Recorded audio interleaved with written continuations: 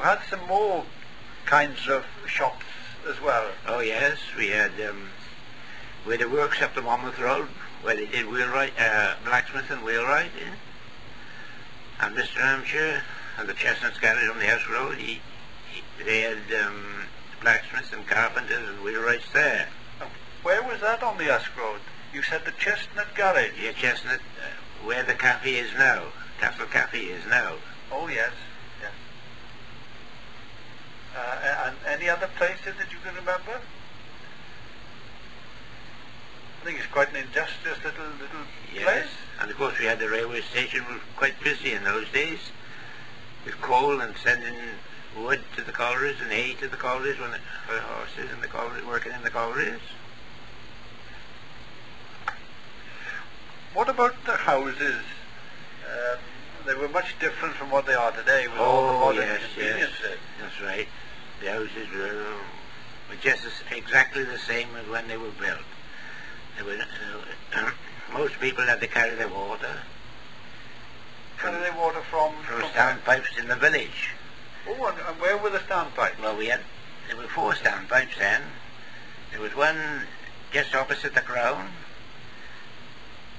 another opposite the old police station, one by the church, which is the only one left, and one on the end of Castle Street. So most people had to carry their water from there. Other people had their own, like wells and a pump, perhaps outside or indoors. But there's hardly any water laid on in the houses. People had to carry it. Now, I recollect the pump outside the Ship Hotel. Yes. Do you remember that being used? Yes, I remember that being used. So that was a source of water? Yes, and there was a pump in right on the end of Castle Street.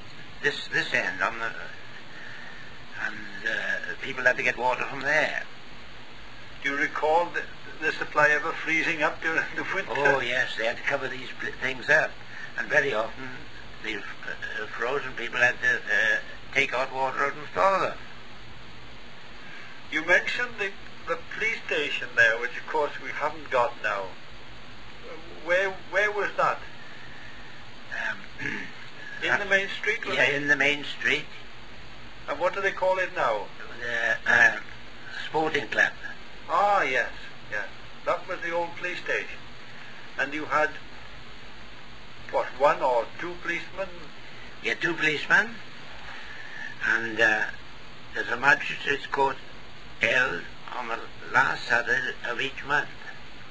And they also had 2 cells if they had to lock anyone up. I can remember quite a few being locked up. Well, without naming names, could you sort of describe why they were locked up? Was it drunken disorderly?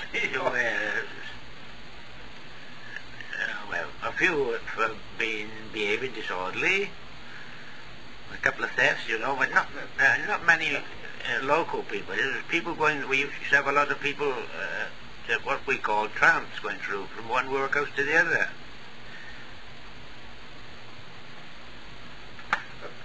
Back to the houses.